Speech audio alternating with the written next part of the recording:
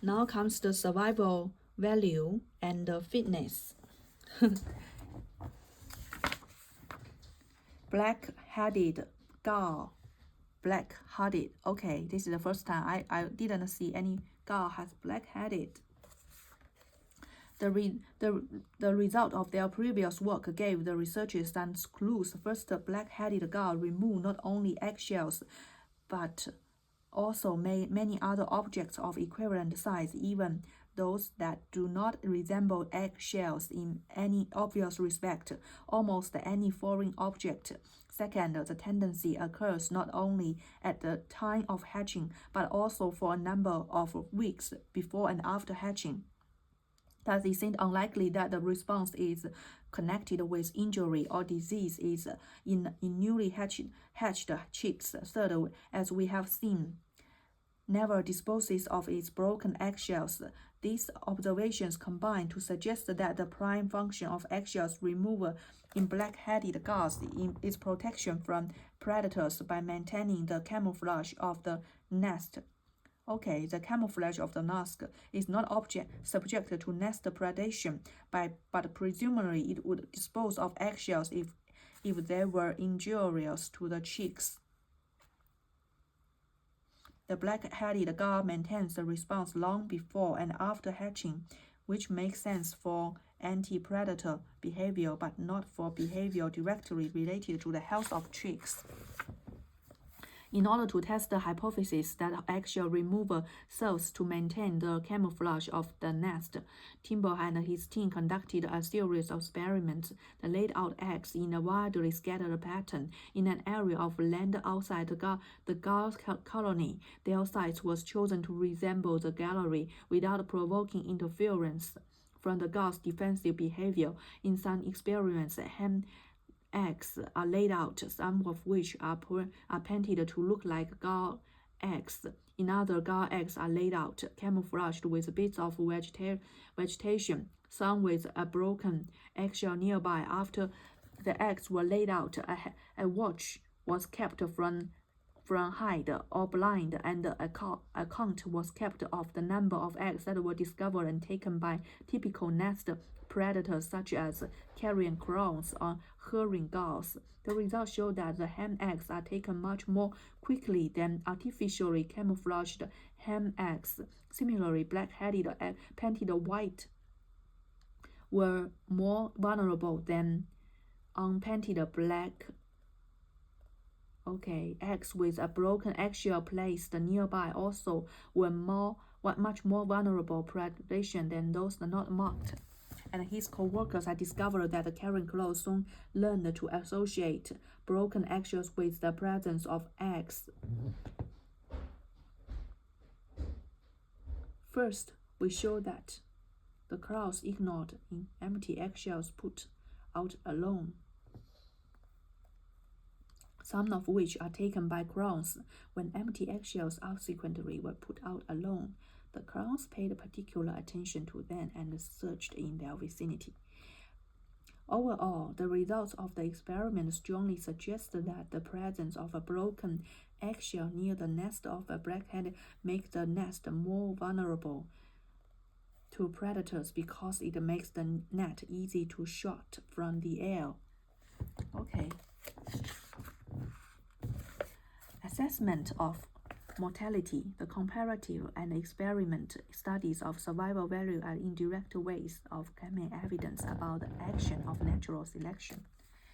In addition to direct response to predators, the gull can protect themselves in various indirect ways. This work shows that black-headed gulls that synthesize their egg laying and that can establish themselves in the center of the colony benefit in terms of reproductive success. Therefore, they have more offspring than those birds that nest on the edges of or away from the colony that lay their eggs later than the majority. Since these offspring show that black-headed gulls that synchronize their egg laying and that can establish themselves in the center of the colony benefit in terms of reproductive process success. Therefore, they have more offspring than those birds that are nest on the edges of or nest on the or away from the colony that lay their eggs later than the majority. Since these offspring presumably inherit the traits of colonial behavior, these traits are maintained in populations through the action of natural selection. To confirm this hypothesis, it would be necessary, ideally, to show that offspring of skulls that show the typical colonial behavior have a greater probability of surviving to maturity. To confirm that it would be necessary, ideal, to show that offspring of gulls that show the typical colonial behavior have a greater possibility. Typical colonial behavior have a greater possibility of surviving to maturity. Sometimes it's possible to measure the number of offspring surviving to maturity. Reproduction can expose an animal to risks. Yes. Inclusive fitness. We have seen that animals' behavior fitness is a measure of its ability to live viable offspring. The process of natural selection determines which characteristics of the animal confer great fitness. The concept of fitness can be applied to individuals' genes by considering the survival of particular genes in the gene pool from one generation to another. A gene can enhance the reproductive success of the animal carrying it, thereby will increase its representation in the gene pool. It could do this by influencing the animal's morphology or physiology, making it more likely to survive climatic and other hazards by influencing its behavior, making the animal more successful in courtship and raising young. A gene that influences parent behavior will probably be represented in the offspring. Wow, I think to raise the ability to parent behavior is influenced by the gene. It's so surprising. I thought it was you have to learn it. Okay, fitness in natural environment. Implicit in our discussion of inclusive fitness are two alternate ways of describing natural selection. In population genetics, the unit of selection is the gene, and the replication of the gene is the quantity maximized by natural selection. While this approach has an appealing logic that sometimes can be used to illuminate aspects of human behavior, it is not really convenient for those interested in the behavior of individual animals. An equivalent approach is to regard an individual animal to the unit of selection and inclusive fitness as the quantity maximized by the natural selection. For practical purposes, the productive success of an individual is a good guide to its inclusive fitness. The fitness derived from behavior in the natural environment depends upon the selective pleasure that are operating. In theory, every aspect of an animal's behavior will make a difference to its fitness, either because of the direct consequences of the behavior or simply because of one type of behavior precludes another that might be more or less beneficial. In practice, the natural environment is so complex that it is extremely difficult to measure the changes in fitness that derive from behavior. There are two main approaches to this problem. One approach is to attempt to specify the various costs and various benefits that are associated with the environment.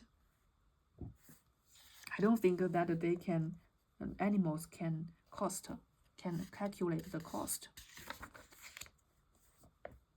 Many animals defend territories during the breeding season. In some cases, it is a form of spacing out that has to do with the acquisition of mates. Territories sometimes differ in quality, and males that defend the better territories can be expected to have greater reproductive success. In the three-spin stickleback, for example, males with large territories are more successful in attracting female, with large territories are more successful with attracting females, just like humans. Oh, I have a big house.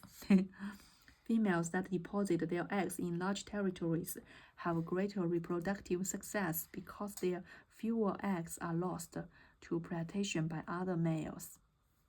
Deposit them in large territories, okay? So this is a perennial problem with the assessment of fitness. In the natural selection natural environment, there are so many interacting factors that it is virtually impossible to account for all of them. Territory quality may depend not only upon size but also upon food and nest. I just think is that the males are very good at building a house, and the females are very good at decorating a house.